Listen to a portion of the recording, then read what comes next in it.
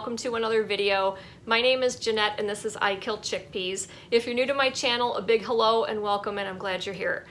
So as a lot of you might know, Eric and I just got done doing our Mary's Mini Diet, and if you're wondering what the heck that is, I will put a link in the description box down below to our video about that. In the description box of that video, there are a few links that are really good resources on what Mary's Mini is and how to do it. But let me tell you, while you're on the Mary's Mini, you tend to be very creative with how you prepare your chosen starch, how you cook it, how you season it, and all that, because the whole thing can get really, really tedious and boring. When Eric and I did our Mary's Mini, we had potatoes as our starch, and one of our favorite ways of eating potatoes was hash browns. So that's what this video is all about, how I make my hash browns, because this has been a highly requested video from people on Instagram and YouTube asking how we did our hash browns. Well, here it is. You're gonna have 6 different ways that I prepared them, 3 from fresh and 3 from frozen, and the appliances that I used to cook them. Now, people do their hash browns in different ways, so if you have a way that works for you, please share it down in the comments box. You know, we can all learn from each other and we would love to hear it. All right, so when I do my own hash browns, because sometimes I buy them in a bag and they're frozen, it's just really convenient, but I personally like the taste of them better when I've prepared them from my own potatoes that I've cooked. So I have to plan ahead a little bit. So here we are, it's Thursday night. So for this weekend, in order for me to have enough potatoes, at least for the next couple of days, to shred up and make hash browns, I gotta cook my potatoes tonight. What I have here is a 5-pound bag of russet potatoes. Now, I've made hash browns with different kinds of potatoes before. I happen to like russets the best. For lack of a better term, they're kind of a really durable potato. They have a nice thick skin on them so they can hold up well to cooking. They have a nice starchy interior, so they just make really good solid hash browns. These are the potatoes that I used when I made my hash brown taco shells. They held up really well. And when I tried to make the taco shells with yellow potatoes, I think they're also called butter potatoes, they have a really rich buttery texture to them. They make great mashed potatoes. They make good hash browns too, but when it came to trying to fold them up and use them as a taco shell, they were just a little too soft and buttery to do that.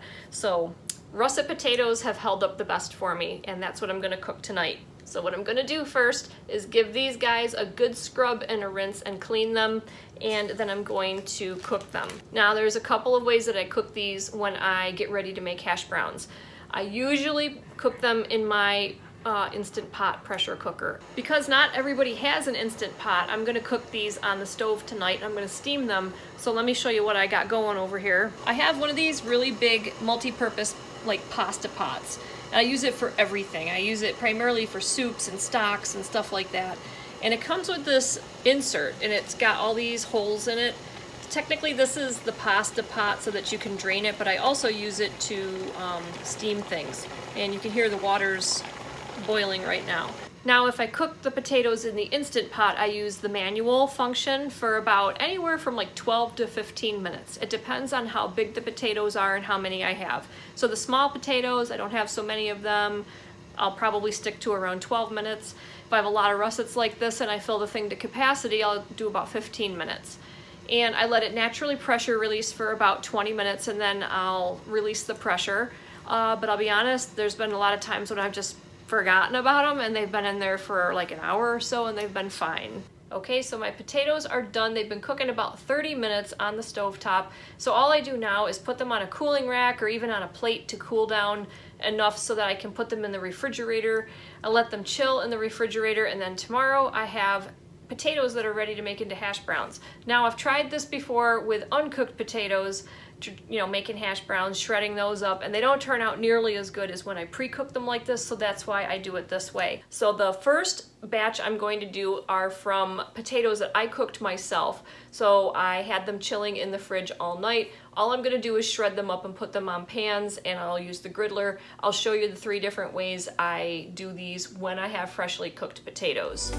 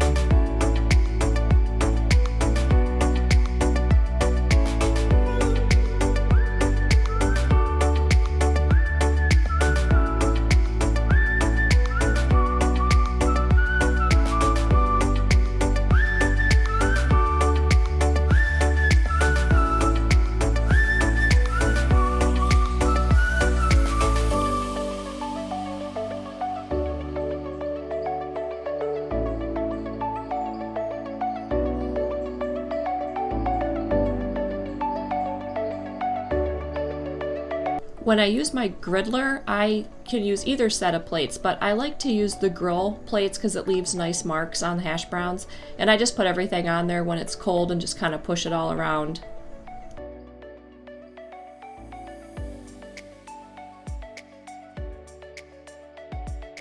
Then I turn it on and I let it preheat, and I turn it all the way up to the highest setting for sear, 450 degrees Fahrenheit, and I just let it go until it's done.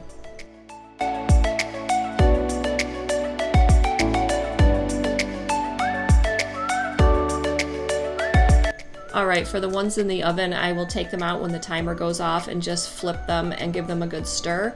And when I put them back in the oven, I'll cook them for like another 10 minutes, and I make sure that I change the trays around so they have an equal chance to get crispy. Now for the ones in the toaster oven, technically I could have left these alone, but I put them back in for like another 5 minutes. I'm using a non-metal spatula so I don't scratch my griddler plates, and once they are crispy and don't stick to the plates, they are done. So by far the quickest on the Cuisinart Griddler. They come out perfectly crispy. Just leave them in there, trust me, don't touch them until the steam goes away, because you're going to see some steam at first. And if you try to lift it up and the potatoes are sticking to the griddle plates, they're not done yet. Just leave them alone and, you know, kind of peek at them to see if they're getting crispy, and when you can lift the lid off like I did, you know, then they're done. Or if you want them a little bit crispier, leave them on there a little bit longer. But really, leave them alone, they're going to be okay.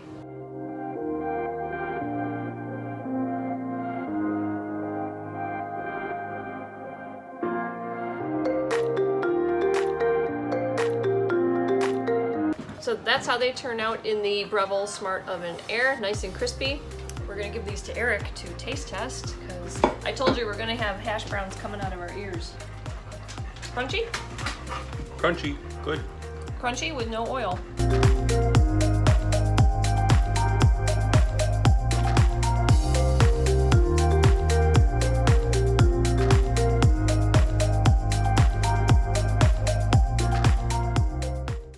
Okay, I'm back and I'm gonna do hash browns from Frozen. These are the ones that I tend to buy a lot. I get them from Trader Joe's, and they're just a 20-ounce bag of frozen potatoes with just dextrose added. So that's the nutrition information and the ingredients. If you can find a bag of frozen potatoes that are just potatoes, or potatoes and dextrose, no added oil, that's good. These are pretty inexpensive at Trader Joe's, and my other grocery store that I go to sells them as well, but they are organic and they're in a bag that's like half this size for twice as much money. So I usually get them from Trader Joe's. They're a nice convenience item. Personally, I prefer the texture and taste of the ones that I make from scratch. But if I don't have any potatoes cooked up and ready to go, these are always good in a pinch. So I cook them at exactly the same temperature on all three appliances. There's my oven ready to go. I just cook them for a little bit longer.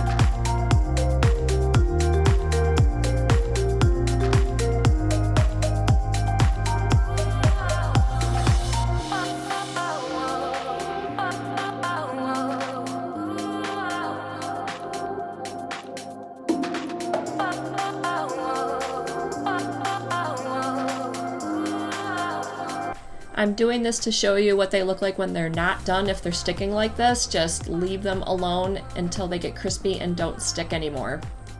For the ones in the oven, I take them out when the timer goes off and flip and stir them around, just like I did when they were cooked from fresh. And I put them back in for like another 15 or 20 minutes until they get nice and crispy like this.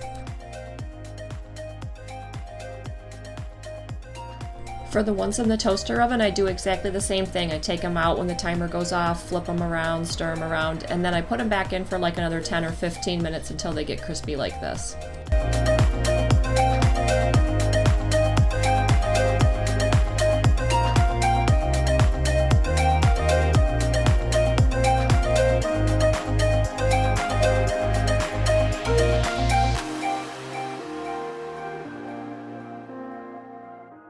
So sometimes I have my hash browns with nothing on the side. I just eat them with a little ketchup on them. And sometimes I'll cook up a side of vegetables like steamed broccoli. Tonight I did a little stir fry mixture, and that's our meal. And that's what we did for the Mary's Mini, and that's what we continue to do now because we really like this stuff. And as you saw in this video, hash browns are pretty easy to prepare. And I wish that there was a way for me to tell you if you use this time and temperature, it's gonna turn out perfect every single time. But I can't do that. This took a lot of trial and error on my part, using these appliances, trying to figure out what temperatures worked and how long to cook everything. Everybody's oven is different. It depends on what kind of oven you have. Is it convection or not? Is it humid where you live? Is it hot or cold where you live? It just depends on a lot of things. And the times and temperatures I gave in this video, they obviously work for me, but they might be helpful as a reference point for you. But again, you're gonna really have to work with your appliances and find out what works best for you. So that is how I do my hash browns. I hope you enjoyed this video. If you did, make sure you give me a thumbs up to let me know that you liked it. Again, if you have a different way of doing anything, make sure that you leave a comment down below because we can all learn from each other, and I love reading your comments. And I Kill Chickpeas is signing off. I hope you all have a good night. Thank you for watching, and I will see you in the next video. So what I have here is a 5-pound bag of hash browns.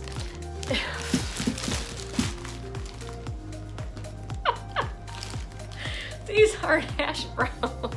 These are potatoes.